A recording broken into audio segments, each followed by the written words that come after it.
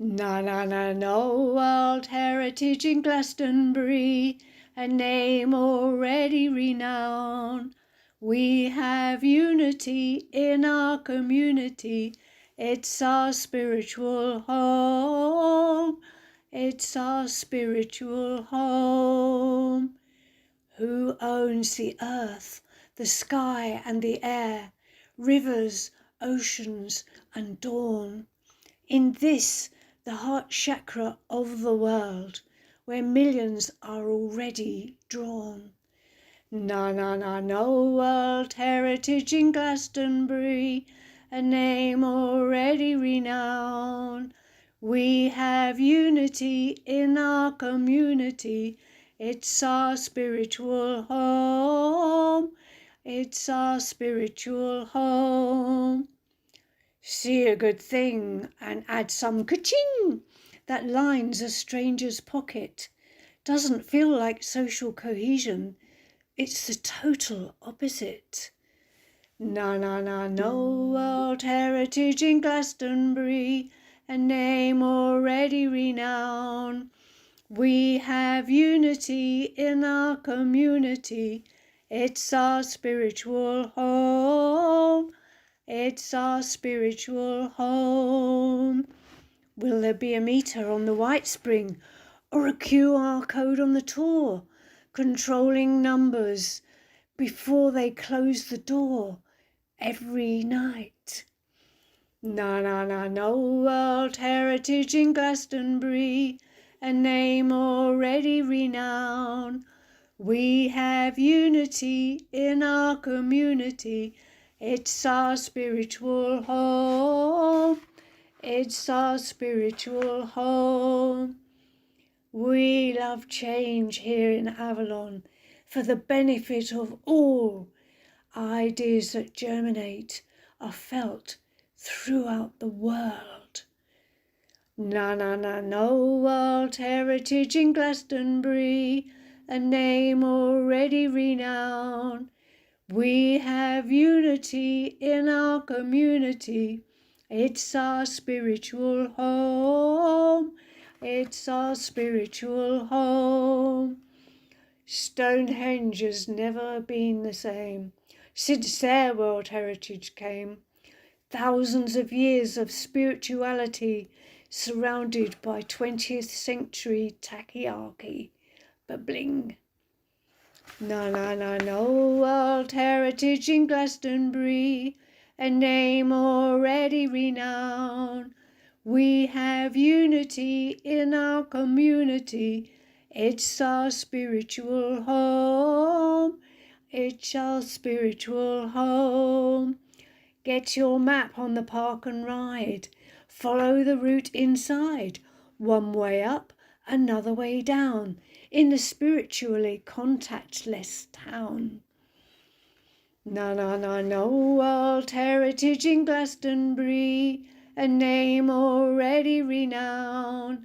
We have unity in our community, it's our spiritual home, it's our spiritual home.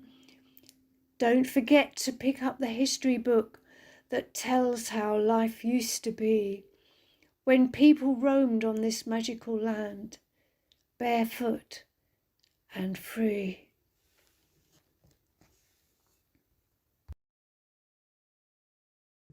Our council are presently exploring the possibility of becoming a World Heritage Status town, specifically for the tour and also the Abbey.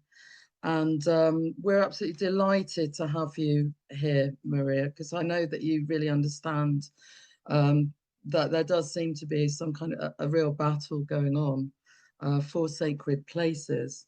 And I know all about, you know, all of your incredible work that you do, you know, both with the on the mystical side of things and also on the academic side. And I did go to one of your lectures about the yin waters and your deep connection with Gaia.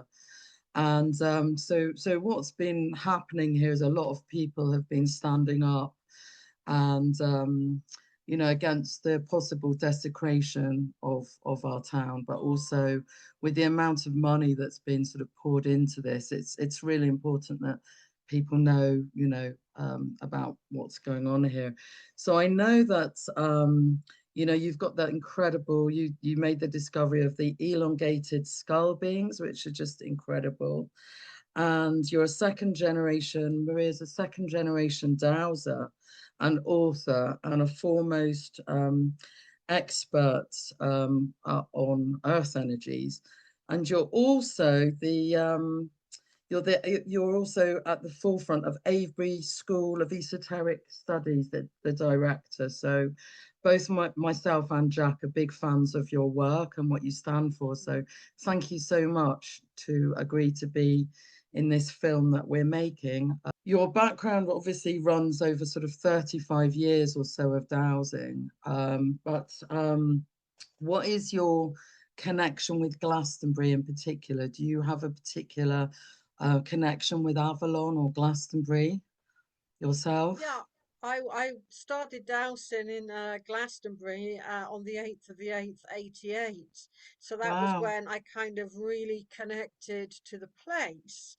And ever since then, I've been looking at the more mystical decodement of the Abbey from a different perspective, looking at kind of ancient rites and how it was laid out with different types of earth energy. Glastonbury is a special place. It Yeah. almost stands outside of time itself, and it has a Mm, timeless feel about it. And that's very precious for a yeah. place to have.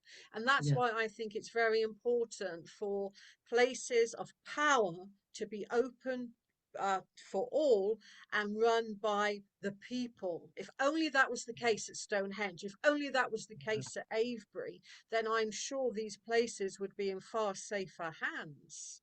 Yeah, yeah.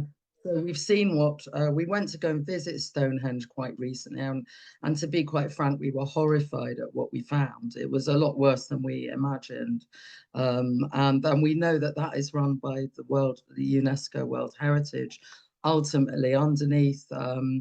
What the English heritage is underneath that. And I know I saw you speaking quite recently with Tom Sheridan about what's happening at Avebury as well, and that there's a lot more control happening with regard to Ex people's, yeah, Yeah, exactly, Amanda. It's really, UNESCO is a big, huge body that even the British organizations like the National Trust and English Heritage answer to these people. And yeah, for me, they are faceless. Who mm, are they?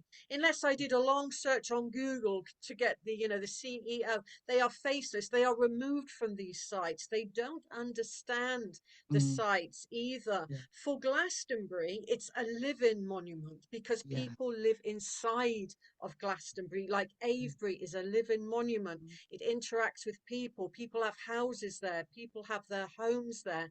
And this mm, is why I think that these people should have a louder voice than yeah, UNESCO or the English Trust or the yeah, National Trust, English Heritage rather. So that's where I feel that the mm, direction should lie, rather than one body overrule such a wondrous place or yeah. places. Yes. I'd like to introduce Sandy Adams, and she needs no introduction. She's an internationally renowned researcher, activist, broadcaster, writer. I'm in awe of Sandy and everything she's done over the last 17 years. So thank you for inviting us to your beautiful home and your lovely study here. So over the last 17 years, you've been researching all about agenda, which is now 2030, which was originally Yeah, yeah. 2021. There's probably nobody that knows the subject like Sandy. I came here in 2009, and my life had changed, and I was working in the corporate world, and I'd been working for big corporations and not been very happy working in that psychopathic, environment. And I could see those corporations for what they were. And one of the jobs I did was actually creating a mini smart city in London for Bill Gates. And he came and looked at it, and I had to shake his hand. And it was a mini smart city. It was a London square. It was called Microsoft Life Squared, it was called, and I've still got all the photographs of it. And Trevor McDonald came to interview him on the sofa in that installation, and it was an installation, and I just got these feelings. I suddenly saw the future, and I didn't like it. I didn't like it at all.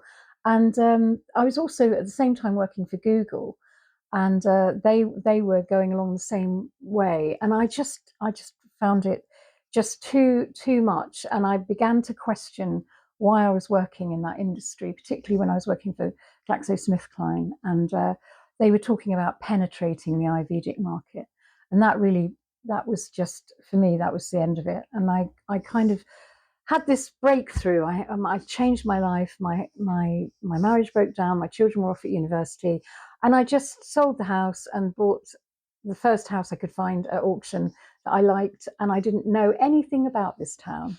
And here I am. And I don't think I'd be doing what I'm doing now if I hadn't come here, to be honest. I think something happened when I came here, and it was almost like it was like a mission. And that's what happened. And I started researching into where all this was going, where it's come from, the technocracy movement of the 1930s right up to present day. I saw all the key actors who are bringing in Zbigniew Brzezinski and all the main, and Klaus Schwab and Bill Gates, and you see the whole picture, and that's what brought me here.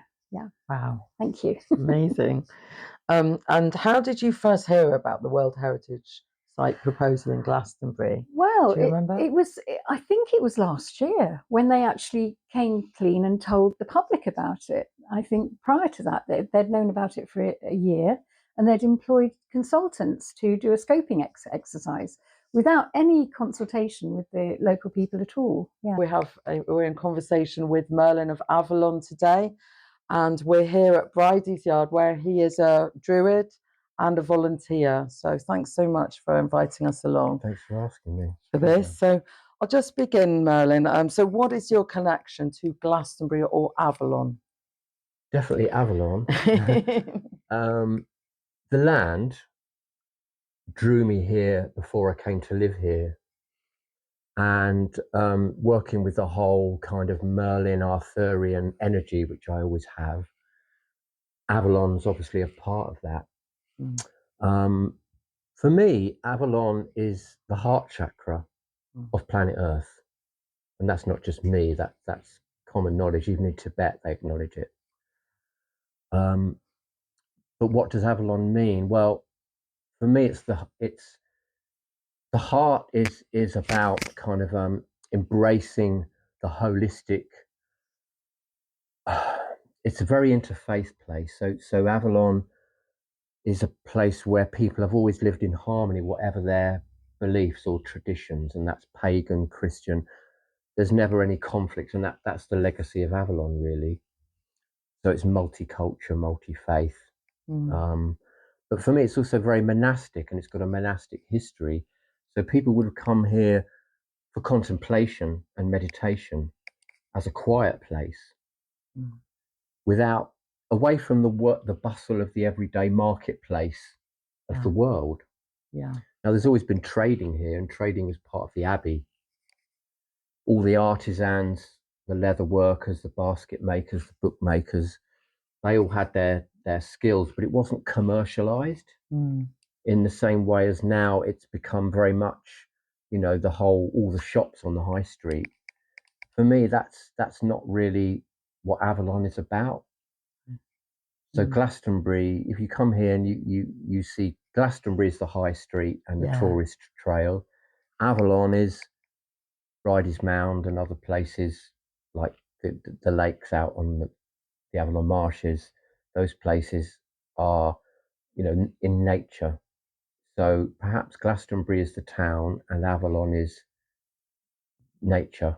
I'm joined here with a wonderful woman called Draupadi, and I'm just going to be asking a few questions about her connection to Avalon or Glastonbury. What is your connection to Avalon or Glastonbury? Hello, my dear. My name's Draupadi.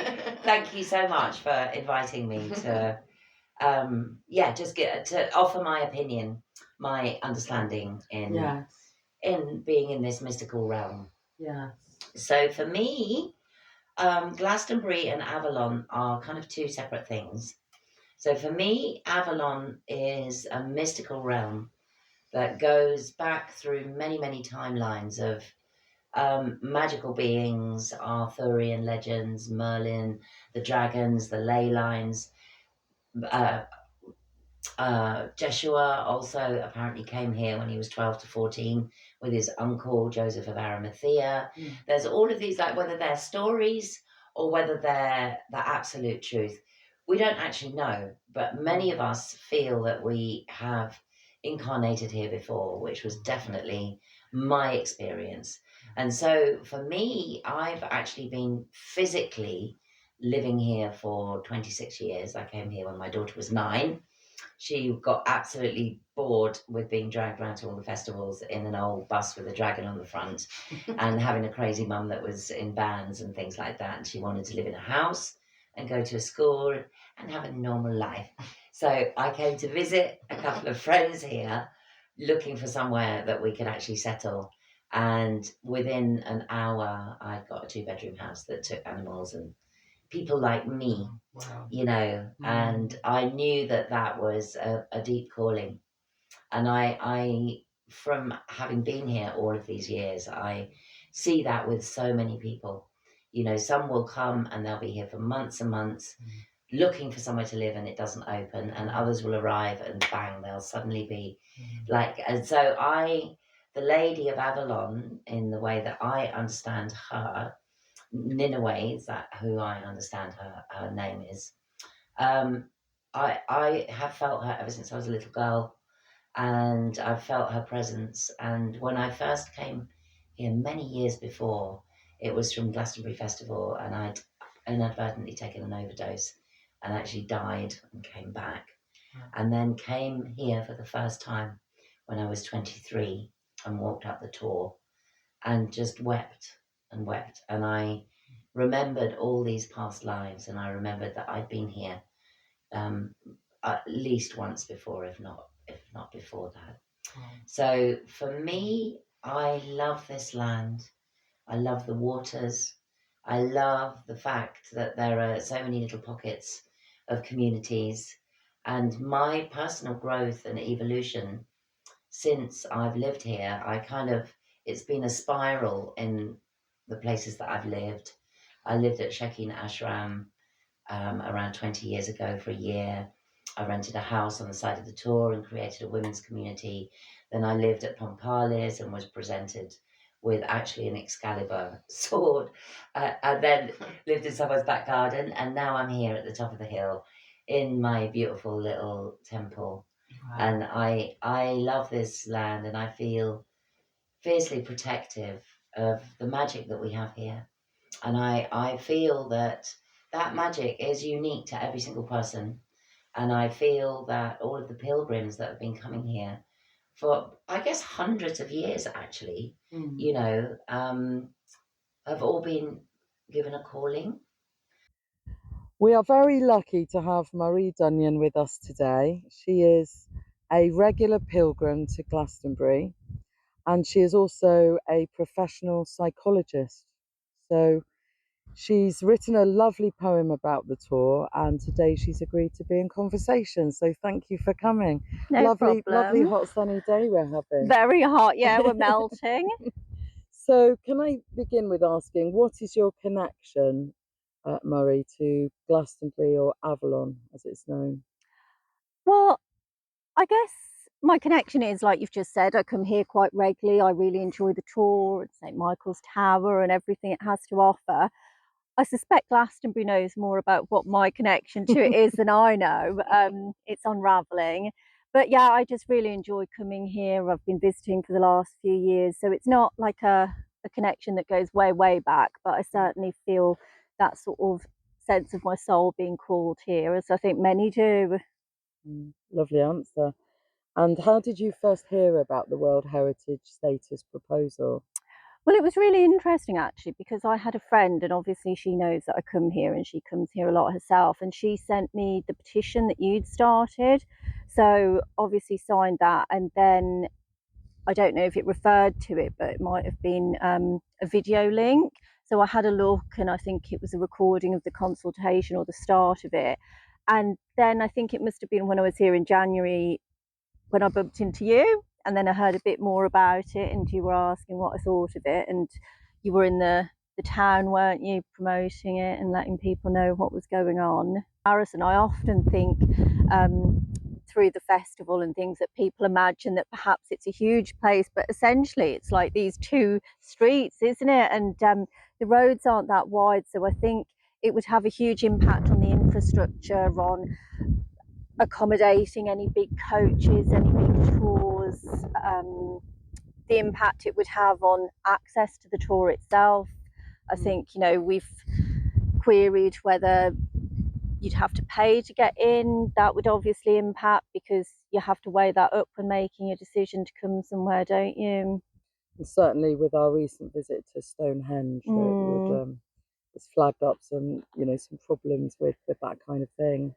Well, that's what I wonder. Yeah. Sorry to interrupt. Yeah. That's what I wonder, if because it's quite small here and it would be difficult to accommodate all of the traffic, would it then become similar to Stonehenge in that you'd have to get on a bus maybe a mile or so out of town to come in on one of the time tours? You'd have your ticket. Like I say, I'm only speculating, but of course I think that's what we need to query, isn't it? Is park and ride, maybe. There's all these question marks, aren't there? So, I'm very proud to announce that we've got Chris Craig here with us in conversation. Chris has done a lot in terms of he's spoken out and called a debate on the 6th of December in the United Reformed Church as an individual, but also he has outreach into the community. He's been here a long time. So here's Chris, and we're going to be talking a bit about the WHS today. So for coming. Yeah. How long? So I'll just start and just ask you, what's your connection to Glastonbury? Well, I've been here for about 40 years, and I originally arrived having moved from London to Somerset. I got involved I was very involved in the peace movement at the time, and I ended up sort of being a peace activist in Knowlesworth, where we were kind of campaigning against the bringing cruise missiles to Britain. And then after that, I was involved in as a traveller going to Stonehenge and my bus was broken up, and I ended up coming to Glastonbury as a refugee in the mid-80s after kind of quite a traumatic period. And so I've been in Glastonbury ever since, and for 30 years I worked as a carpenter here and run my own little business, doing building work and so forth. And then I was kind of really ill and sort of retired from work. And then I kind of really was looking for what I could do in the community. And the things I got drawn towards were free food, supplying free food, which I helped do at the United Reformed Church and also at St Benedict's Church. We do free food. Then I'm also work as a volunteer coordinator at St Margaret's and Mary Magdalene Chapel of Magdalene Street, which is like it's a free and open space for people to come and pray, but it's also a historical space, goes back to 1250. And then the third thing I've been putting my energy into is the U3A, which is is a charitable organisation which provides a wide range of educational courses, extremely cheap, to enable people to carry on lifelong learning after they finished at school and college and so forth. So those are my primary, but I've also been kind of very involved in environmental issues. What I felt over the last few years really is that there's a lot of anger and conflict in society. And I felt that rather than campaigning against stuff, I put my energy into campaigning for stuff, or actually trying to make stuff happen on the floor. Yeah. And so I haven't been so politically engaged in politics in a kind of, but what I felt when I heard that the council was supporting the World Heritage idea was it was such a kind of diversion from what Glastonbury really, really needs. Yeah. And I just sort of felt, well, I just sort of felt I needed to sort of, stand up about it not to criticize the people who are doing it, who I think are well motivated, but to actually point out that there are probably greater needs, and also that perhaps people don't actually consider the pitfalls Yeah. that will automatically ensue if we got World Heritage status. Yeah. So, how did you hear about this proposal in the first place? Well, funny enough, the first I really heard about it was um, about when Lucky Bandu was kind of appointed mayor. I was invited to a meeting at he had a kind of opening at the church, and a friend of mine called Mike Smith said to me, "I wanted to introduce you to these two guys." He said were kind of working for World Heritage, and he said, um, "I'd like you to introduce these two chaps. They're trying to kind of help us to get World Heritage status in Glastonbury." And I said, "Well, I don't think that's a terribly good idea." He said, "Well, I won't introduce you to them." So that was the first I heard from it, and then a few months later, then I heard that I thought, well, this is just an idea. Then I heard that the council were actually already kind of like pursuing this. And I thought, well, they never asked anybody about it. I only found out about it by chance. What sort of mandate does the council have for pursuing something which, from my knowledge, when I do read the newspaper every day, old-fashioned that way, I read the Guardian every day, that a lot of places which have got World Heritage status have been really suffering, and people have been demonstrating locally because they're finding the places which have got the status have become virtually unlivable in. Yes, yeah. So it's my pleasure to introduce Lynn Lovell, been a resident in Glastonbury for 20 years. And thank you for inviting us to your beautiful house in your garden today, Lynn. And we're here to talk about the World Heritage. And I know that you've been quite involved with the discussions in the town. And so I'd just like to begin with asking, what is your connection to Glastonbury? Okay, well, I very first came to Glastonbury in 1967 when a boyfriend of the time brought me down here to climb the Tor. And it was quite amazing. I hadn't really had an experience either of the countryside as such or of the energy that was flowing around, and the actual experience of being on the tour. And we stayed for a few days in the back of his van at the base of the tour. Can't do that anymore. And it was just a very magical experience, and it opened a lot of doors for me. And over the years, I came back to Glastonbury quite a lot. Anyway, I decided that that I wanted to move here, but I had 3 children at school in London, so we stayed in London until they were all finished. And in 2003, I moved here. However, before that, I'd also become part of Paulden's Glastonbury camps, which morphed into Oak Dragon, which morphed into Rainbow Circle. Now, once Rainbow Circle started, I became one of the hierarchy. And I used to organise the meetings, AGMs and such, and quite often, very often, they would be in the assembly rooms here.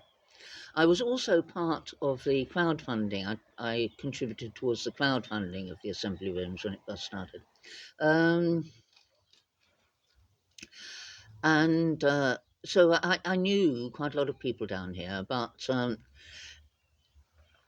it wasn't until I moved here in 2003 that I started to become really involved in what was going on down here. And I found that I was a real newbie. And anyway, I started to take part in the ceremonies that were happening and the ceremonial life of the town. And I was part of the Beltane ceremonies. And in 2011, I organised the Beltane ceremony.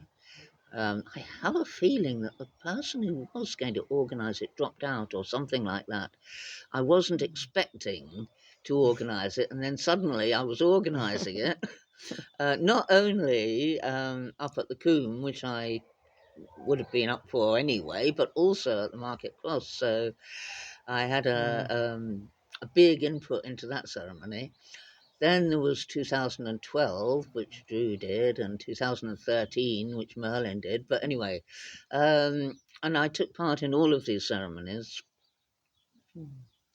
So I feel I've got a strong connection, which is, it's not a connection which is just that it's a nice place to live. It's really a connection with the energies that are flowing here and which are available to tap into if you are of that ilk.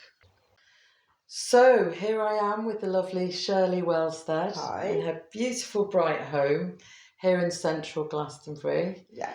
So Shirley, you've been a constant support throughout the World Heritage campaign. Thank you so much for everything you've done. You're a retired salesperson turned amazing artist. Oh, thank you. And also a resident of Glastonbury for 15 years. Is that right? Yes, it is. Yeah. So thank you for agreeing to come into conversation today. Okay. So I've got a little question just to start off with. So, what's your connection to Avalon or Glastonbury? Okay. Well, when Ken and I decided to retire 15 years ago, we decided to retire to Weymouth by the sea, like one does. Let's go by the sea. That's right, fine. And we lived on the other side of Bristol, so we had a caravan. So we put the caravan in the lovely caravan site in Glastonbury as a centre place. So we were travelling around looking for places, and it wasn't going well at all. And we were sat one day at the bottom of the tour on a park bench, and Ken said, "Do you know, I think we should move to Glastonbury." And I was thinking the same thing. I thought, am I going to tell him that? Am I going to tell him? I said, do you know, I was thinking that. Yeah. So we then decided Glastonbury was it. Yeah. So it took a while to find this house, but we got it. And it changed our life, quite frankly. And this is the connection we have with it. It totally changed our life. I didn't know about goddesses. I didn't know about dragons, the pictures there. I didn't know about Beltane or all the other different places. I knew nothing. Wow. You know, although we were spiritual people, we had a spiritual centre before. We had a crystal and a Reiki healing and a centre and meditation centre. We had all of that.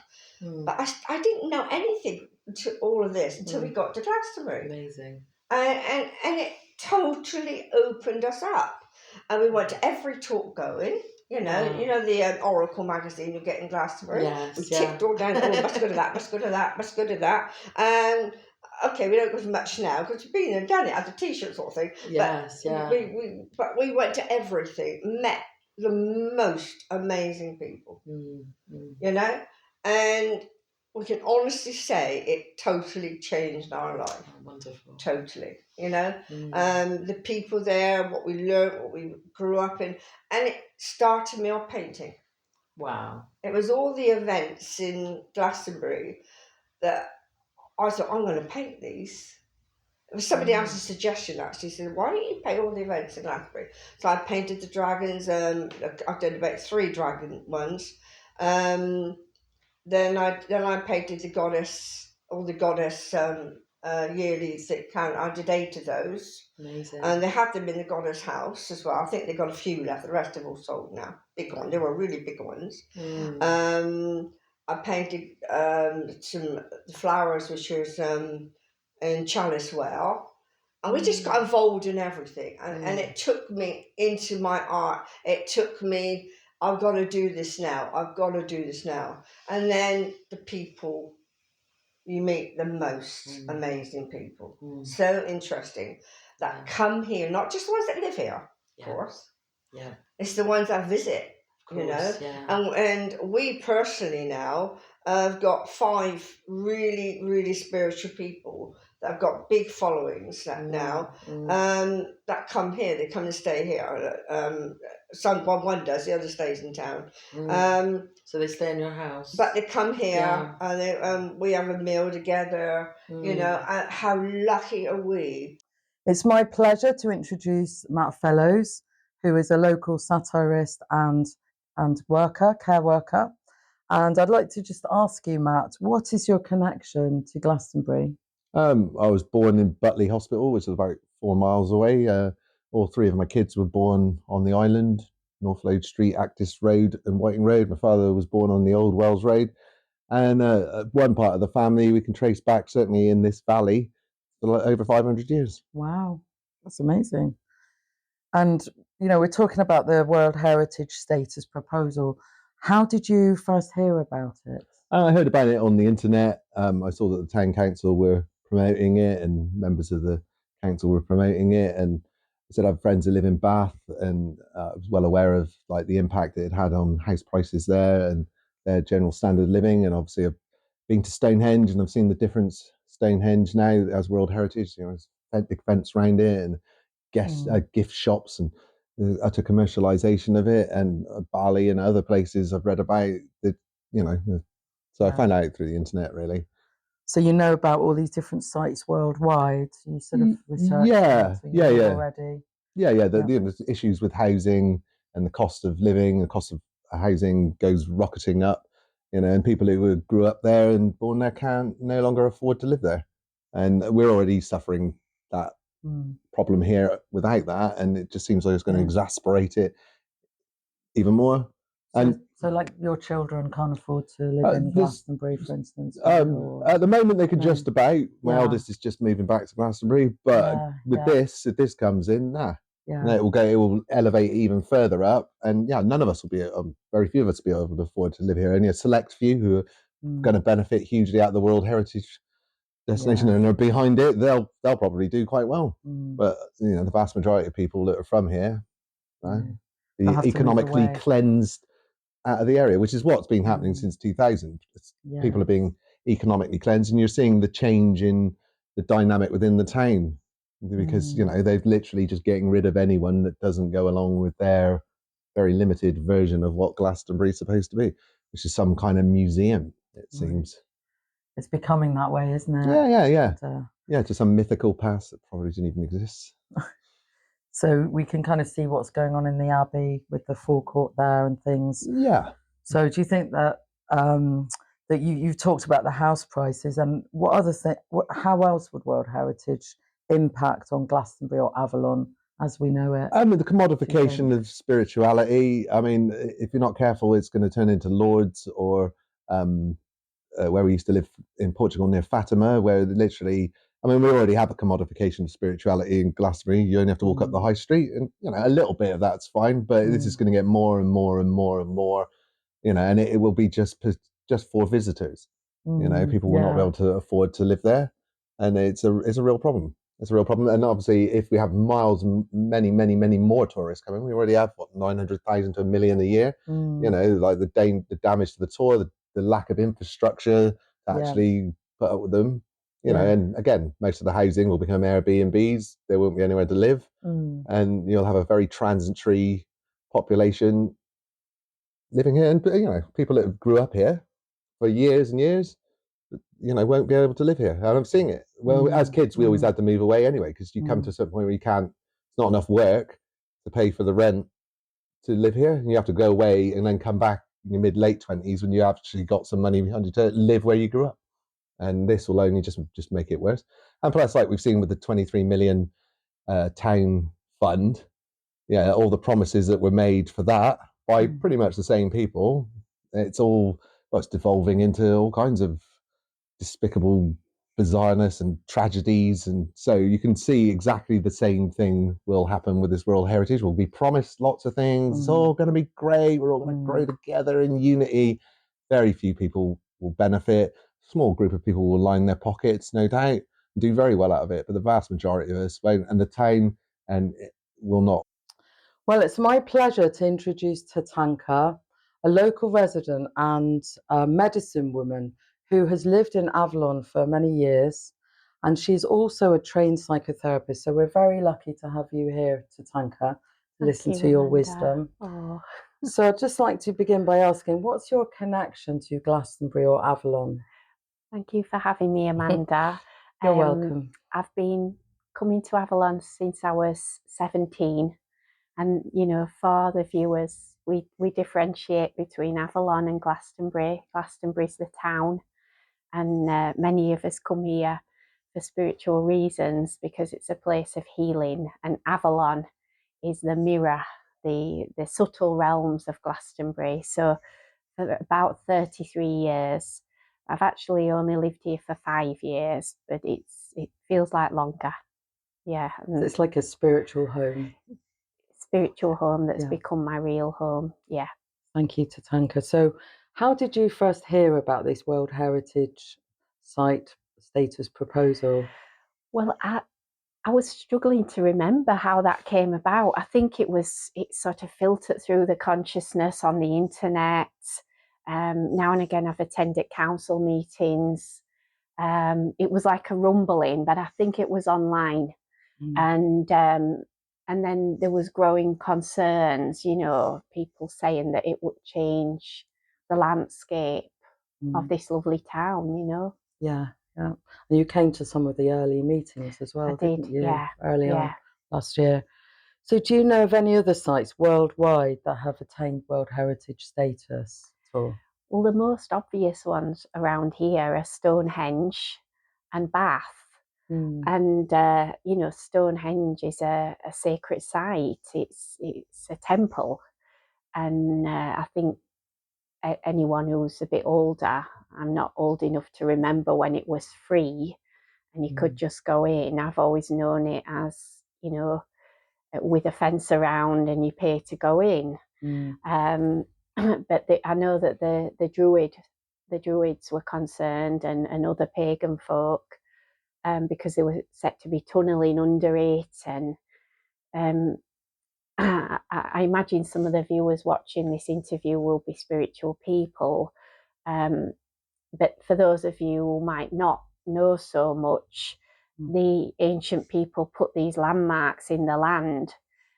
Just as your body has meridians and arteries and chakras, the earth also has that. So somewhere like Stonehenge is a sacred point, you know, like you'd have more sensitive points on your body. So if you start to put fences around it, tunnel under it, it disrupts, a bit like an acupuncture needle, you know, in the land. If you start to mess around with it, it disrupts the subtle energies. Sure. So that's the most obvious one is Stonehenge, but I hear that Bath has changed a lot. It's got double status, Bath, for the buildings and for the spa as well. And it's a beautiful place, but people say that the house prices have gone up so much that people can't afford to live there. It's not a place I know really well. But yeah, like Malta's been mentioned in some of the online debates. So there's a sense that this World Heritage status introduces a commercial layer, and that this is concerning because these are not just lovely places to look at. These are places of spirituality. You know, with Bath, you have the geothermic springs. These are used for healing. Yes. And my feeling is that everyone should be able to access these places. You know, I'm not saying that there should never be any charge or any maintenance, but so it takes away from the experience, is what you're saying, of actually interacting with the sacredness. Well, those of us, those of us who live here, you know, I've come here for healing. People come here for spiritual contemplation. People say that Jesus and Mary Magdalene came to Glastonbury, and it's quite important for some of our Christian visitors. And although I'm not religious, I really feel deeply that these places should be for everyone. That the earth gives to everyone. My spirituality is from the First Nations of the Americas, and I've been aligned with those wisdom traditions for lots of reasons. But those of us who come to Glastonbury as a spiritual place do so because the land is rich, and the World Heritage Status doesn't seem to be something that's in alignment with the natural beauty and the importance of making these lands accessible for everyone. And it is fantastic that presently you can go up the tour any time of day or night. People go up there to drum, meditate, and we have that incredible access that is completely free still. And that's really worth, keeping, isn't it? It's really worth protecting. Absolutely. And for a research author like myself, Avebury is the same as Glastonbury. You can go there by day and by night, and it's free at the moment. And as a researcher into earth energies, different times of the year, different phases of the moon, different times influence the earth energies and our experience as well. To be stood on the tour, which I have done, and at Avebury, above and below the full moon, looking up at it, and it's looking down at you, you feel that there's a connection to that power place. And that is priceless. It really is a priceless moment to have these free monuments, and long may that reign. So do you know of any other sites worldwide that have attained World Heritage status? There's a lot of them. I mean, there's some that I know did have problems with it. For instance, Uluru in Australia, Ayers Rock. The indigenous people were overlooked in all the consultation process. And I think what happened is it got to the point where they were allowing people to go up Ayers Rock, and the indigenous people have, it's a sacred site, and they weren't happy about having the volume of people going up there. And so I think what happened is there was erosion, there was damage done to the rock, and eventually the World Heritage even said that it was a danger to have people walking up there, so they reversed it, and the indigenous people were allowed then to have it for their sacred ceremonies and to not have that volume going up there. There was also, I think it was the island of Lamu, off the coast of it's off the coast of Tanzania, and it's a tiny island, but that again, it was a Swahili town, and all the cultural stuff was overlooked, and it became big business. There were Airbnbs that, for a tiny little island, and they've had trouble with people not being able to. The cultural heritage of that island was overlooked, and it became very much about the money and the people coming in, the tourism, the hotels, everything, and not about the people that lived there either. If it wasn't even balanced. I think there's also Venice. Venice, suddenly cruise ships were coming in, and it upset the ecosystem of the lagoon. Lots of problems with Venice. And I think there's which other one? Oh, Machu Picchu. Again, Machu Picchu had terrible problems with over tourism, and the volume of people coming, and also the technocratic infrastructure that they put in. The 5G towers go up the minute any WHS site is made. They bring in all the stuff so that people can use their smartphones, and the whole infrastructure changes.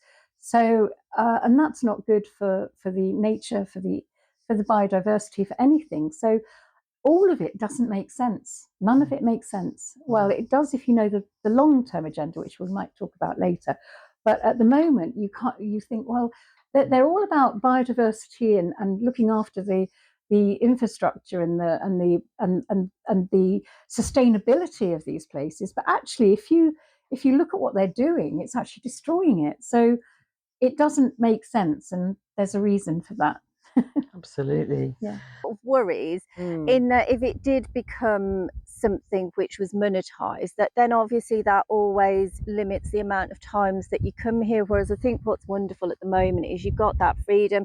If you want to climb the tour and stay for an hour, you do that. If people want to go up to the top and have a picnic or have a drink for a few hours, they do that. Yeah. If you've got your children, you can come here. You don't have to think, oh, it's going to cost the best part of £50 and, oh, well, we need extra money for a gift shop, or you know, it's something that's free and it's enjoyable. And we're always hearing about the cost of living crisis, aren't we? So it's lovely to be able to access such a beautiful space in the countryside, but also that sacred site, as you've often pointed out. You know, it is a sacred site. Many believe it's the heart chakra of the world.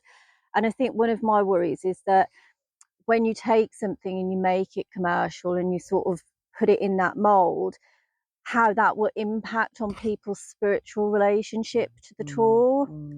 You mentioned that I was a psychologist, and something that came to mind when I was thinking about this interview today was there's something called the internal locus of control versus the external locus of control.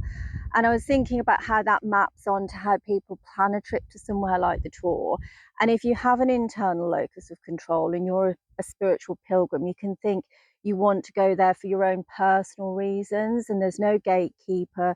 You can come, you can have that freedom to take that pilgrimage in whatever way you wish, whether it's by foot, by bike, by car, stay as long as you want, freely meet the other souls that you wander across along the way. But with an external locus of control, that's often when someone external to yourself is organising something. So it's a bit like package holidays. If you get these package tours, do you then get that internal locus of control taken away so that you're being herded? Like I've seen with you being shepherded at Stonehenge, that actually you've got it timed, you've got your ticket, you've got to get on the bus, you've got to stand in this position and you can't get near, and it's all policed. And then in losing your internal locus of control, do you then lose that very personal relationship with that sacred site?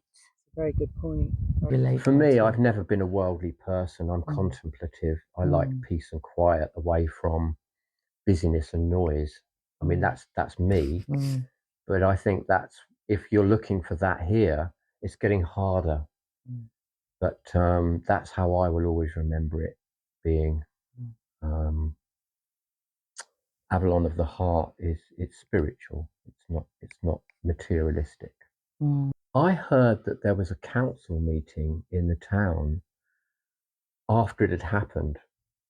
Just after it happened, someone told me here, oh, you know, there was a council meeting the other day about this World Heritage Status for Glastonbury, and I'd heard sort of whispers in the community. But I hadn't made a point of going to council meetings, and I didn't know whether this was one where there was any public consultation. And I still can't remember whether, when I asked people that would have known more than me, if it was in fact a public meeting open to the public to listen to. I heard that you have to kind of book a space with them if you want to speak about anything, and you've got a limited amount of time. And the general thing I picked up from that was, a few people went and they didn't really get a say or couldn't really say anything, and they felt that the community wasn't really being consulted. And that's what made me want to look into it a bit more. Well, who were those councillors? But more importantly, who voted for and against? I think, I think it was something to do with a vote. The council were going to vote on whether they were behind it or not. And I heard that a lot of them were behind it. I mean, particular councillors, I was told, that were definitely behind this World Heritage. Yeah. And I don't know who actually, if anyone on the council did actually oppose it. It seemed to me that they were being pretty much in favour, but. So the impacts on Glastonbury, how would you see that? Would it be like it is in other places in Europe? say like Barcelona, where they're squirting the tourists and saying, "Go, tourists go home." Yeah, well, it's not just Barcelona, it's also places like Machu Picchu, which is like a very, vulnerable and wild place. Yes. In a way, we got the Glastonbury tour. I mean, at the moment, we've already had to have concrete paths put up there because there were too many visitors. Yeah. But I mean, what I fear is that the number of visitors becomes so great that the National Trust sort of think, oh, we can't just let everybody into it, and they start to think of putting gates on it. I've seen, since I've been in Glastonbury, a lot of places that used to be open, like Chalice World, for example, is now quite expensive to go in because, in a way, if it's almost like you can see why they've done it, because there's too many visitors. Now, when we run the chapel, and the almshouses, we have a philosophy of that you don't sell spirituality. It's available for everybody. Anybody can come. Yeah.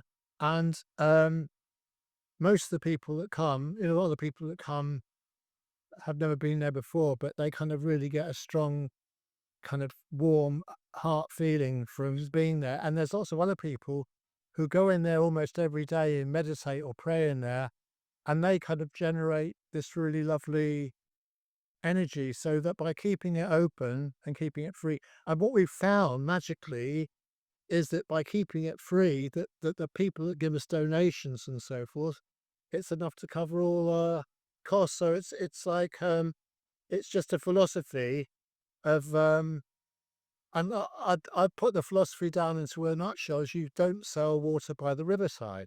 Right. The riverside, this is the energy of Glastonbury, and it's kind of, it's not easy necessarily living here. We all know that it's a bit like living in a magnifying glass, so that if you're not kind of centered, it could be quite a difficult place to live. But nevertheless, it's a very, very spiritually powerful place, and we it's a privilege to be here because it gives you the opportunity for lots of growth and learning. And what I want to see in the future is that when the world's in a very difficult and tormented situation with wars and the prospect of ecological breakdown, that people can come to Glastonbury, Yeah. and they can feel that we've got something going on here which is actually good and better than what's going on in the rest of the world. Although we're not just another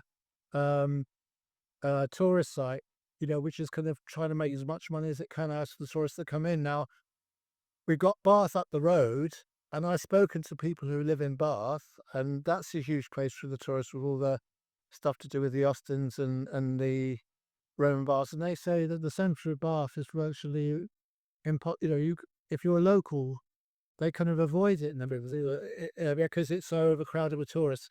And the other aspect of it, which I haven't mentioned so far, but my fear is that increasingly accommodation that was available for people to rent has become turned into Airbnbs, which means that people who lived here for a year can't find accommodation.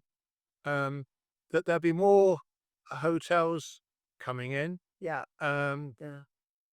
And that meanwhile, what's not being addressed is the need for actually affordable social housing for the people that live in the area. So how did you hear about the World Heritage Status proposal? That's an First. interesting point, because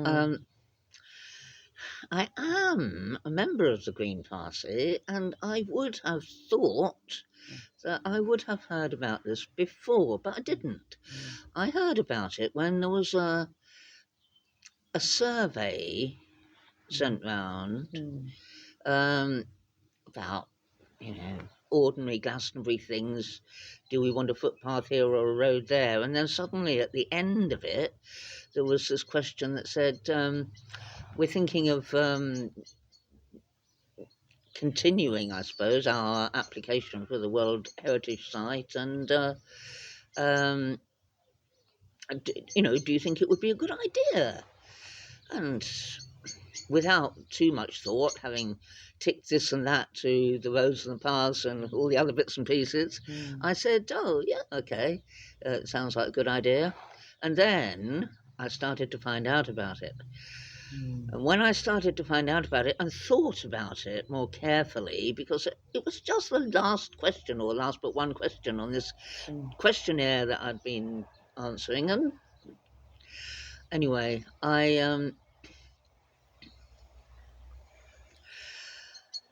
found out that it had huge implications that I hadn't actually considered. And this is something which I feel is very important when we're going to be doing a survey of whether people want World Heritage status or not. There needs to be education, there needs to be information before people casually tick yes or no. And I don't see that happening at all. It may be happening, but I haven't noticed it. What I have discovered is that the council has spent loads of money on consultations. Now, these consultations cost a fortune. They've already spent about, 14,000, is it, on consultations, something like that? Over 10,000. Over 10,000, to date, yeah. And they've got another 30,000 lined up to spend on people who are just giving their opinions and telling us things that we could find out from the internet anyway. And we certainly don't need to pay huge amounts of money to people who are going to do consultations, which actually takes that money, goes out of Glastonbury. Whereas, if we really wanted to know these things, we could pay somebody in Glastonbury to research them on the web. It's not difficult. And I don't think we should be spending Glastonbury money. It's our money. And I don't think we should be spending it on people who read and sign bits of paper all the time. I'm sorry, but that's how I see it.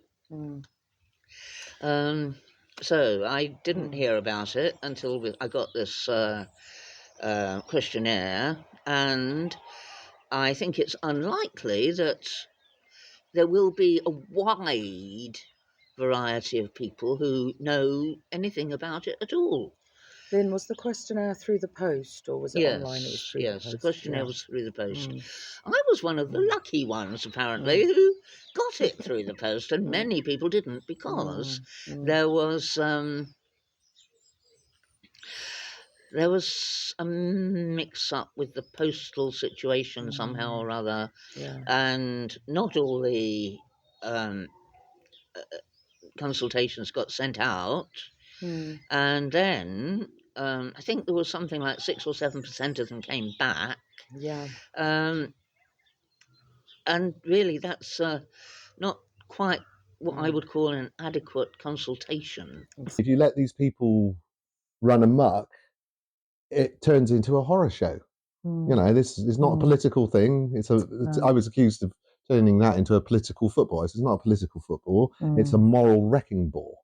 This is not a political issue. This is a moral issue. You don't make promises and with one hand and take with the other. And if you do, there are terrible, terrible ramifications that you can't foresee beforehand. And as we've seen with the 23 million, you know, things have turned very, very dark already.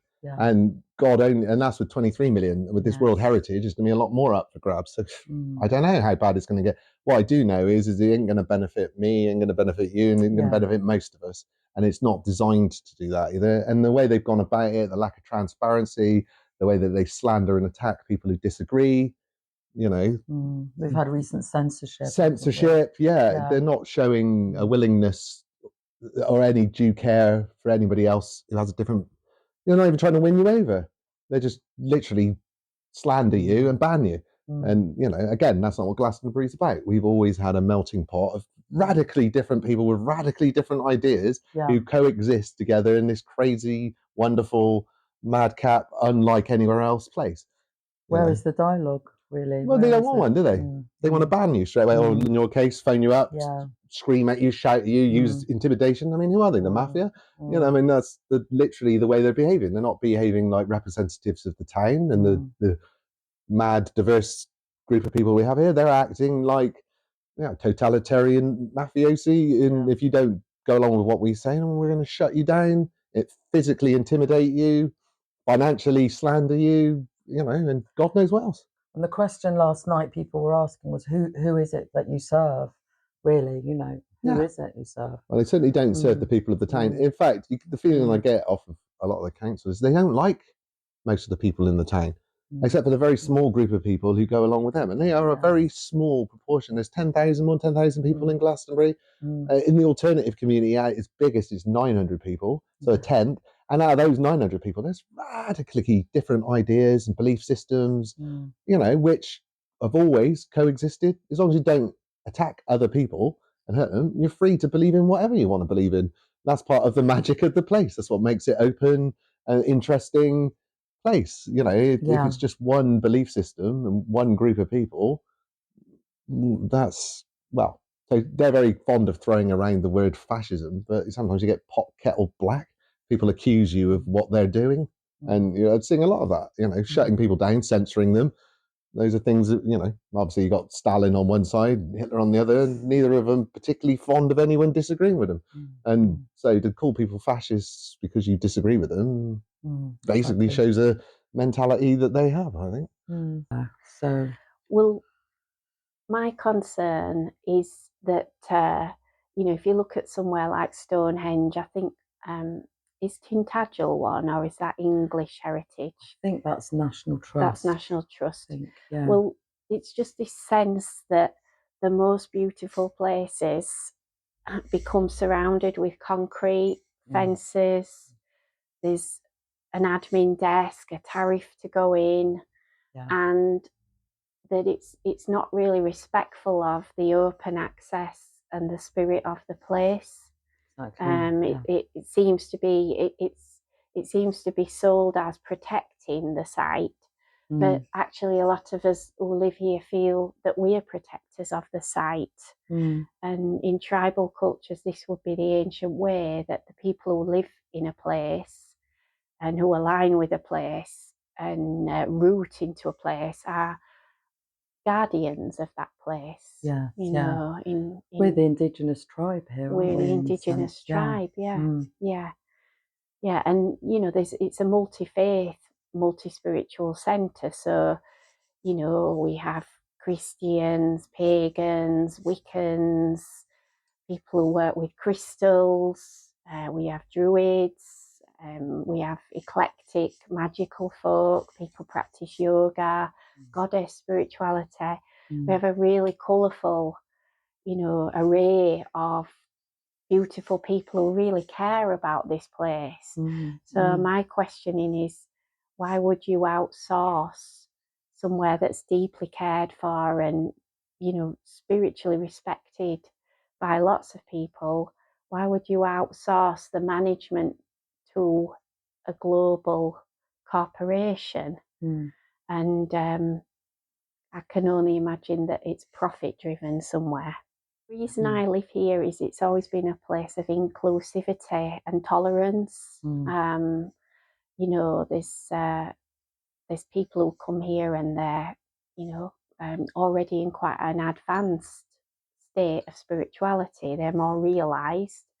And there's people who come here with mental health problems to learn, to recover. There's people come here for sanctuary. And as a local medicine woman, and I'm also a psychotherapist who worked in the system for a long time, so I work with quite a deep awareness of marginalised people, communities, people who may be on the somewhat neurospicy, people who are different in their beliefs, people who are in spiritual awakening. So, we've got a very diverse population. And my fear and what I'm seeing happening in some of the comments I read a comment the other day, Amanda, online, and it said something like, chase the rats out. And I find that disturbing. And is that regarding what's been going on here My recently? my biggest fear That's is horrible. that there's a veneer of respectability laid over the site, and that's presented as protective. But actually what it does is pushes out marginalised groups. And, you know, I watched your video about the Abbey, Amanda, and you used the word homogenised. Yeah. So Glastonbury, many people feel it's a portal, a place where spiritual wisdom, communion with nature spirits can occur more freely. Yeah. And that's why people come. And some of the people who are coming to rest, to recover from trauma, to learn, that they will no longer be welcome, and that only people with money will be able to visit and live here. The consultants said we would like the right kind of tourists, which I find quite alarming. So would there be any benefit at all to having World Heritage status that you can see? Anything at all? No, I can't see anything. I've got to be really honest. You know, my spirituality is about being truthful, Amanda. And I honestly can't. The only benefit I can see is profit making for a few people. And I saw it and I thought, no. And like most, I started dismissing it, thinking, nah, not gonna happen. Yeah. Not gonna happen. And then I thought, hang on a minute. Yeah. Hang on a minute. And then I met you again, and then I met you in the cafe down in town. Yes, yeah. And so that's how I first heard about it. It was all through you. Oh, great. And so how do you think World Heritage status would impact on Glastonbury? Well, how long you got? How long you got? To be honest, a lot of it is Glastonbury is a peaceful, uplifting, enlightenment, amazing place. If it comes in to be anything like Disneyland, right? You know, like a circus in Disney, which is what the World Heritage is like, it will do that. Yeah. It will do. We get one day a year like that, which is brilliant, don't get me wrong. And that's the carnival. Yeah, yeah. And I love the carnival. Yes. It's brilliant. And my family come and they all come here and we all go down the carnival. They come from Salisbury and everywhere around. And we go down there and we absolutely have a ball. Yeah. But that's the right event to have them on, you know. But if you've got a load of tourists coming in, all the cars, all the coaches, where are they going to go? We all know that. And where are they going to stay? It's just not there. Yeah. But if you got them all coming, they would be treating our dragons parades, our Beltane parades, our goddess parades, like the carnival. Yeah, yeah. Do you know what I mean? Sure. And it'd be like Disney. Commercialised. It'd be totally commercialised. Yeah. Everything would go up in price, we know that. Yeah. We'll have shots that we don't want here. To be the counter for all these people coming. And it would totally destroy the uplift of Glass. People come here for peace. Yeah. People come here to go up the tour. They go up there at night. They go up there at any time. Yeah. I know this because I know people that come here. Yes, yeah. And they go up the tour. They go up Burial Hill. And Bridie's Mount, I just think it's amazing. I love Bridie's Mount, by the way. It's one of my favourite places. Yeah. And the energy there is lovely. And of course they go to the Abbey and Chalice Well. Now, these other places that are free to go in, like the tour, like Burial Hill, like Bridie's Mount, they would be destroyed. Yeah. They would be destroyed. And make no moans about it, they will be destroyed. Yeah. The people come for peace, uplifting, wildness. this is the heart chakra, as you know, of the world. This is the heart chakra.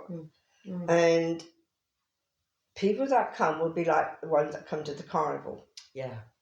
Now they all come to the carnival. It's brilliant. I love it. My families love it. Yeah. But it wouldn't be right, that sort of atmosphere around Beltane, around the dragons, and they're going up the tour. It'd be like Babylon in Avalon. Yeah, perfect. Perfect. Absolutely. So that would be the impact in my experience on that one. Yeah. Well, I think this is what we've put forward at some of the consultations that they've had. For a start, it makes property unaffordable for local people to rent or buy. The property prices have gone up, the rentals have gone through the roof, and you get investors coming in, buying the properties and turning them into Airbnbs. So that isn't good. Also, the sheer volume of tourism, we can't sustain that.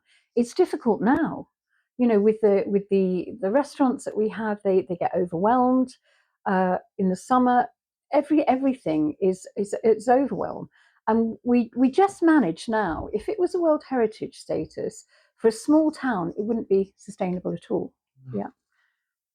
Yeah, I mean the toilets don't even They can't even clean them, to be honest. I mean, the local council, how they think they'll manage with this huge influx of people, I don't know, because as you say, the toilets are in a terrible state.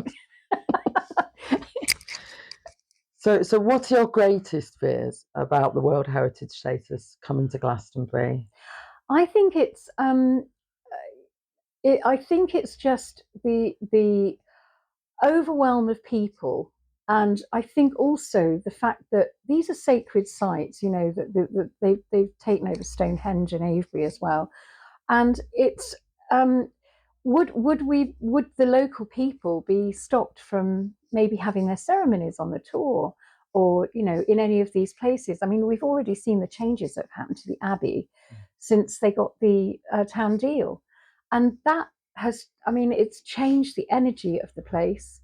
It's they've suddenly the gift shop is full of Chinese, stuff, not local, almost like the mythical stuff. You used to have the tapestries from King Arthur. All of that's gone. There's not even a Bible in there. There's not even a Bible in the Abbey bookshop. So it's become very secular. It's become very very commercial, and they've also put in a lot more infrastructure to maintain the technology. I don't know if they've got virtual reality headsets. I haven't been in there. I can't bring myself to go in there now. No. So I don't know. But they were talking about that. I really don't know. But I do know that it's far more connected as far as capability of 5G is, because they will need that if they've got the Japanese tourists coming in. Yeah. And so, would there be any benefits at all to World Heritage coming here? Personally, I don't think so. We're doing very well on our own as it is. I mean, it's a lovely town. The balance is right. We've got people coming in the summer in their droves, and they're walking up the tour, and they're able to bang a drum if they want to, have a little ceremony, do whatever they want to do without any restrictions. I think when you get WHS, you will get restrictions on everything. And whether that will mean access to the tour, we don't know. But it would be awful if what happened to, for instance, Newgrange. Newgrange, now you cannot access it unless you book up 12 weeks in advance. And if you leave it, the longer you leave it, the more it costs you. If you book early, you get a better deal. But you can't go there unless you book 12 weeks in advance. Now, I went there I suppose it must have been before the pandemic.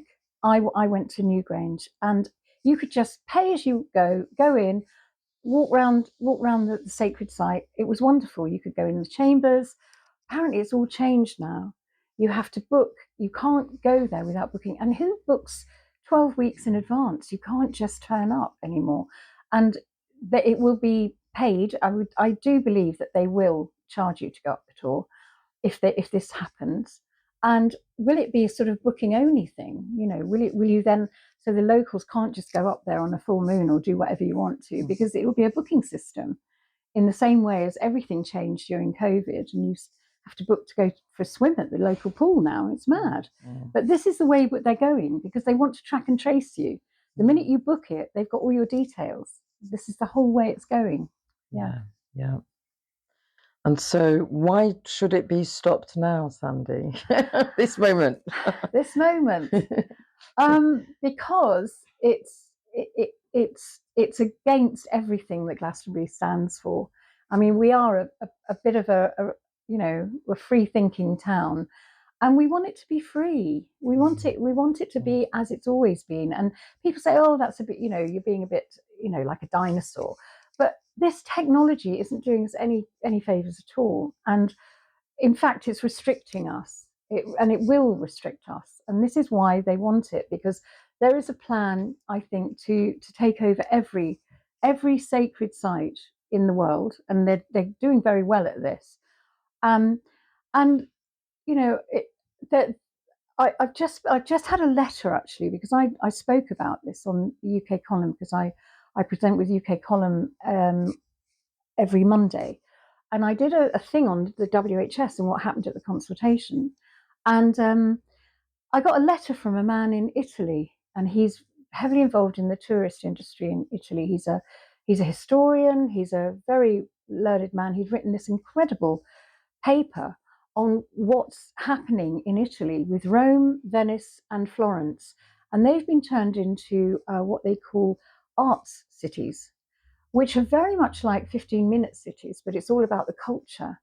And how his city actually stood still in Venice for Jeff Bezos's, the millionaire Jeff Bezos, his wedding, and how they took over the whole city. And it was done with QR codes and surveillance, and he suddenly saw that these art cities are going the same way. And it's almost as though they've done this thing where they overload with the tourists, and then they say, this is all too much, it's problem, reaction, solution. All these tourists, it's all too much, because it would be if it would overwhelm here.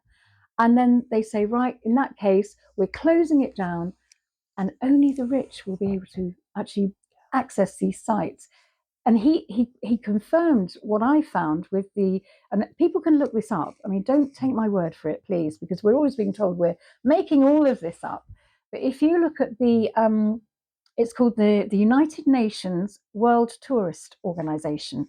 Go to their website, and they are talking quite openly about digital tourism, about virtual tourism, and how this is the way forward to help sustainability, because we awful people will overwhelm these sites, and you can access these sites on a virtual reality headset from the comfort of your own smart city apartment.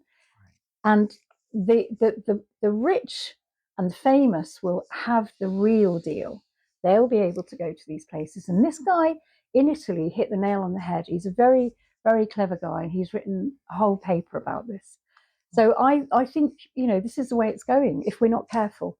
And this is why we have to fight with all our might. We're human, and we want a human experience, and we don't need masses of tourists in a small town like this. No. Yeah. Is to do, you become part of a package tour. That's what will eventually occur, just like at other places like Newgrange, like Stonehenge. And then you get on the bus, and then you get fed the narrative that they want you to hear. So somebody like myself that looks at the earth energies, the ancient history, the alternative history, I may not want to hear that narrative. I may want to hear about something else. So I think you eventually become force-fed, sometimes with Q&R codes, sometimes with headsets. I've seen investment at Malta, at the Hypergeum, for example. That had a new visitor centre, and the walkways got remade with glass and metal, which I thought was inappropriate for a very sacred site, 3,500 years old. And then you get the headset, and then you get fed that there was no long-skulled people there. I bought the magazine in the 1930s that had the photographs in them by Professor Samet. So you get fed this whole program behind it. And you know, when I was walking around the Hypergeum, saddened by the new investment of UNESCO, saddened I had to hear the narrative, which I disagreed with anyway, so in part. And I went to move the headset away, and the tour guide said, "Please put on your headset." So, and I went, "No, I don't want to put on my headset." So this is the first phase will be the investment, then it will be the buses, then it will be the narrative, and then it will be ultimately you listen and you do what I want you to do. Yes. And I would like Glastonbury to remain a place where everyone can visit and everyone can feel welcome. And I've noticed there's some prejudicial narratives. I'm someone who's worked in therapeutic communities, so I'm aware of a kind of circular spirituality that's inclusive, welcoming, tolerant. But I felt that there's a highlighting of antisocial behaviour. Glastonbury has recently been discussed in Parliament, and my concern is that that's part of a creep towards justifying fencing, more control, more restriction, where people who actually really need the site for healing actually can't access here anymore or don't feel welcome anymore.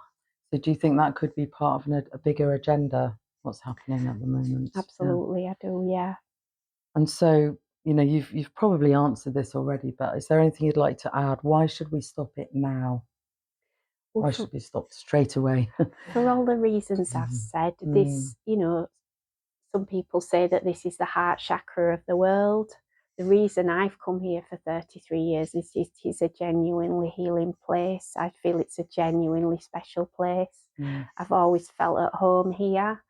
And, you know, I feel like I have a healing practice, but I do healing with travellers, with people who are at risk of violence, with people with drug and alcohol problems, and they are healing here. And also they're being tarnished with a prejudicial narrative, which is actually part of what supports a context of addiction and mental illness. So if the World Heritage Status is what it seems to be, a kind of gentrification or a sanitising, and some of these awful narratives, which are, you know, further marginalising groups who are already vulnerable. I don't want to live in a place that's that only some people can come with money. I also support moves to that everyone feels safe here, but I can't see that World Heritage Status is going to support the safety and the welfare of the whole population. And I'd imagine a lot would have to leave because of the price rises, wouldn't they? On, you know, businesses as well as residents. So. That's right. I think you've said, Amanda, that in Bath, if the business rates go up, you know, we have a lot of nice shops here. We have artists in the street. We have buskers and music. It's quite a colourful place. And my fear and why I would like it to stop is because I really enjoy Glastonbury as it is. It's very unique. It's a very unique and special place, and I'd like to live here until I'm old, and I intend to do that. But I want to share the space with everyone. I want it to, my spirituality is nature based. So the earth gives to everyone. She gives water, food, the sun shines on everyone.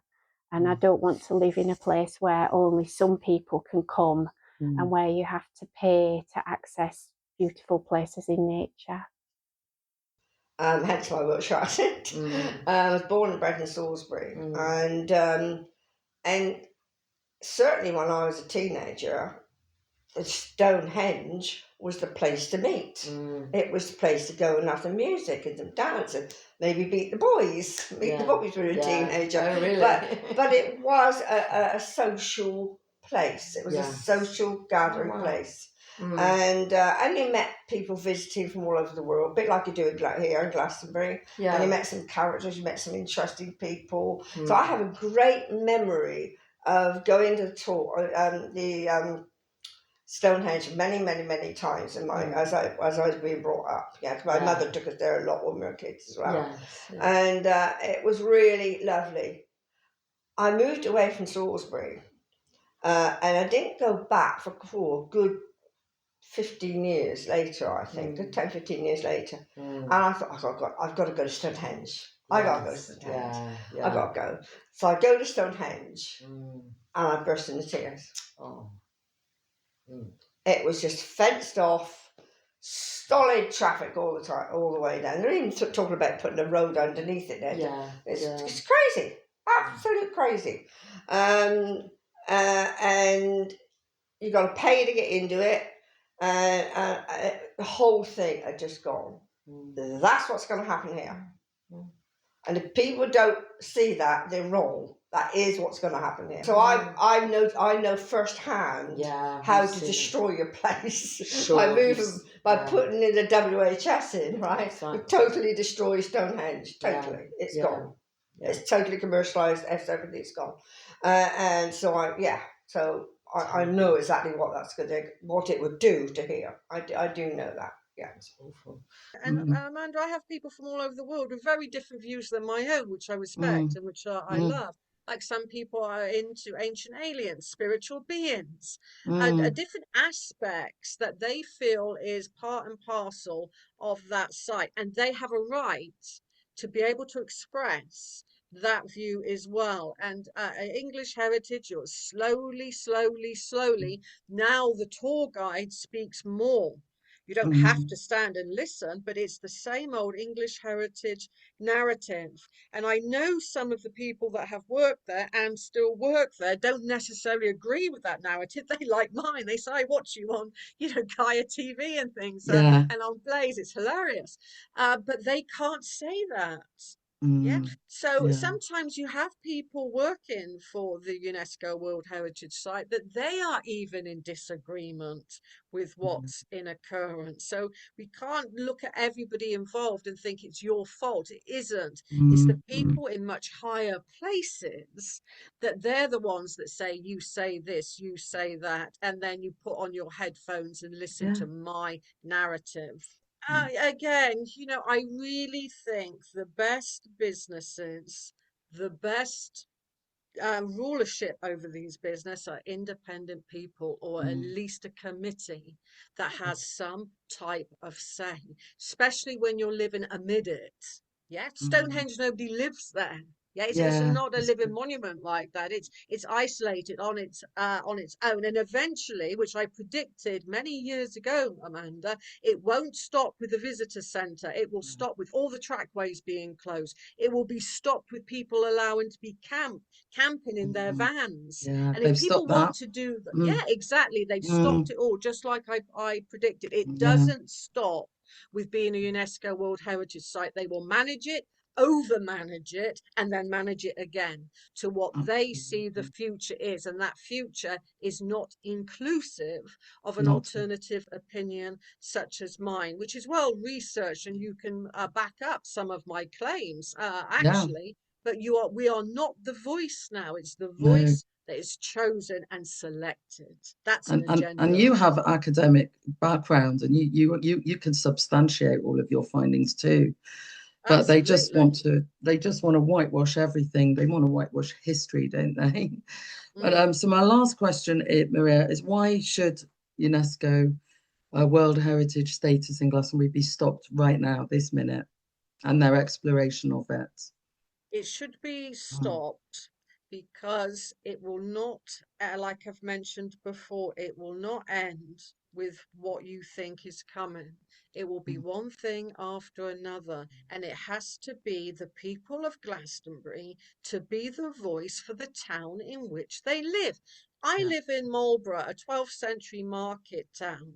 That thankfully is not a UNESCO site, but even if a new building went up You have to have planning permission. Yeah, you have a committee. You could argue against it. If a nuclear reactor was going to be put there, you could argue against it. But it seems like whatever UNESCO puts its hands on, that you can't have a voice against it. Any other structure, any other company coming in would be vetted. They are a Absolutely. law unto themselves. That I They feel it's an agenda for worldwide takeover of sacred sites. Like I said, I don't think it's going to stop at Glastonbury. No way. Yeah, it won't.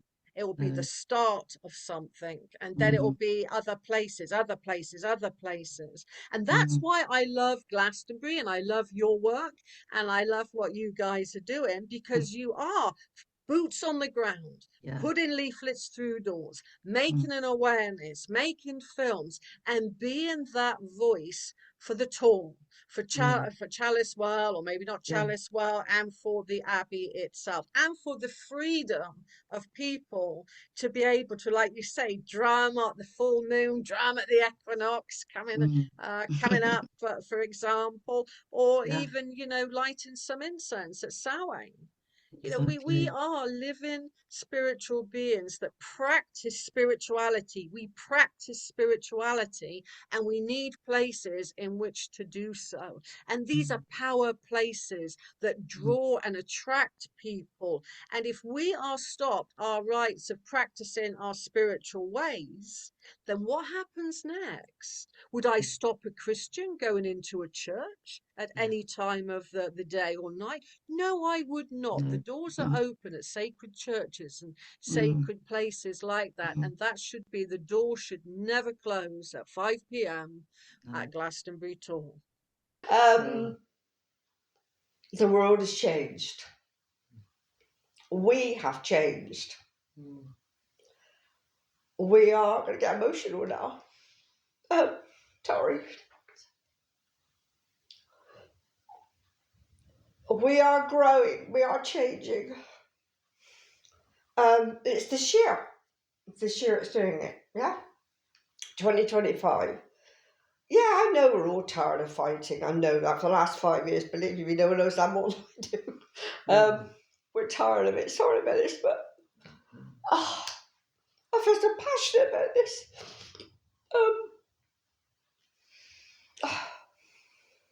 What I'm trying to say is we're all tired and weary of fighting, and I'm not asking you to fight anymore.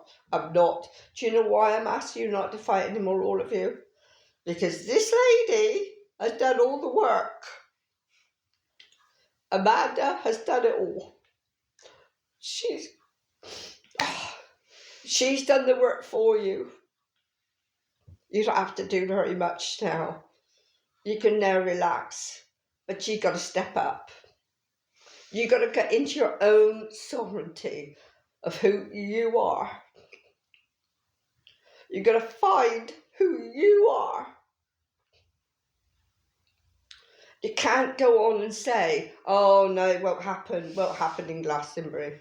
Oh, it's inevitable, bound to. We'll fight later on." You'll be fighting decades, and you'll be fighting against not anyone, not just the council. You'll be fighting against WHS. We didn't vote for them. Do you want to go fight in decades and sit back and do nothing? Or you can find your own heart, find your own sovereignty, and sign that petition. That's all you have to do. There's 2 things I want you to do. 2, you don't have to fight anymore. We understand you're all tired of it. 2 things I want you to do. Sign that petition. And Amanda's going to put it at the bottom of this video where to find it. Find it in your heart and step up and do something. So she's doing all the work. Trust me, she's done all the work. Yeah? And there's a lot more she's done. So you sign that petition. Donate if you can. That's really nice. That'd be greatly appreciated. 2 things I said. That's the first one. The second one is now the biggie. This is what I want you to do. Amanda has done an interview with Alexander Quinn. It's a really good interview. I want that video to go viral. Yes, it can be done. Sandy Brown did it. She came in Glastonbury, did a talk at the council for no more than 10 minutes, and it was videoed. And that video went viral. So with your help, spread that video. Put it on any platform you like. Facebook, Telegram, X, you name it, you spread it out. You don't have to do much. I'm not asking you to fight. It's all been done for you. All of it. All I'm asking you to do is find it in your heart and do it. And do it for the right reasons. Glastonbury needs you. We need it. We need to keep it sacred. We need to keep it spiritual. We need to keep it a beautiful place. That video should go viral, and it'll do it with your help. If you shared it to everyone there and all the platforms you got with a note saying, please share this, you can share this one as well. What I'm doing. Please do that. So there's two things. All you got to do is two things. Sign that petition and share that video. Now, what I want from that, and what I want us to visualize from that, is 100,000 signatures. 100,000 signatures. And I know it's more possible. It's so possible to get that. If we get 100,000 signatures, it goes to Parliament. It has to, by law. It goes to Parliament. These councillors, this team they have set up, has zero power against you. Zero power. It's time for you to step up. Be the sovereign person. Be the person who's living in joy, bliss, harmony, like they do in Glastonbury. Even if Glastonbury is not for you at the moment, it might one day be. You might really come in and feel this energy. This is the heart center chakra of the world. I want you to spread it. I want you to give it to Richard Vobes. He's been there 3 times to do talks.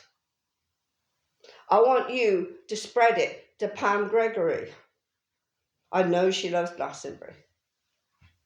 I want you to spread it to Laura Eisenhower.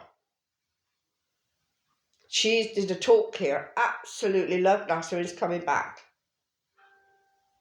Get it out there. Get Alexander's video. Alexander Quinn. Now, where you find it is Alexander Quinn. You'll find it on YouTube. And he's interviewing Amanda Gazidis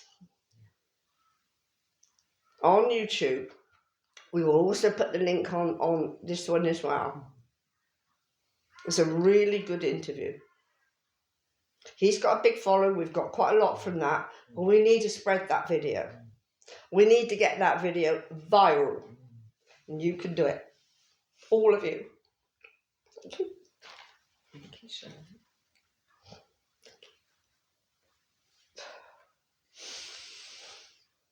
Thank you so much.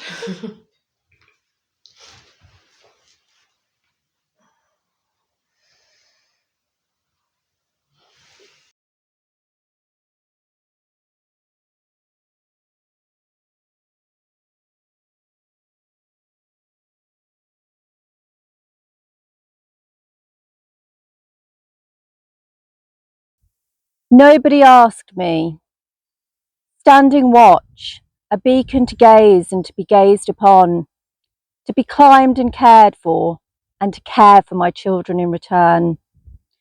I nurture not with my voice, but from the heart of the earth, drawing deep from cavernous energies many may sense, but few will ever fully know. I am the Tor, living and breathing, and asking for my earthly right to be. Nobody asked me, do you want this change? Do you agree to be sold? My earthen womb weeps at the thought of being so defiled, my sanctity invaded and my sacred heart pierced. Help me stay free. I need your support, your love, your solidarity.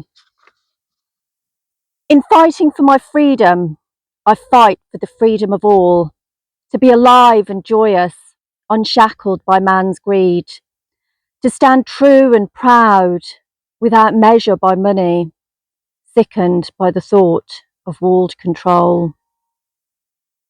I say no to World Heritage Status and tariffed access, and yes to the unfettered freedom of spiritual pilgrimage, and being able to offer an open-hearted welcome to all my worldly visitors, a wondrous embrace of a family of special souls stretching long into the future.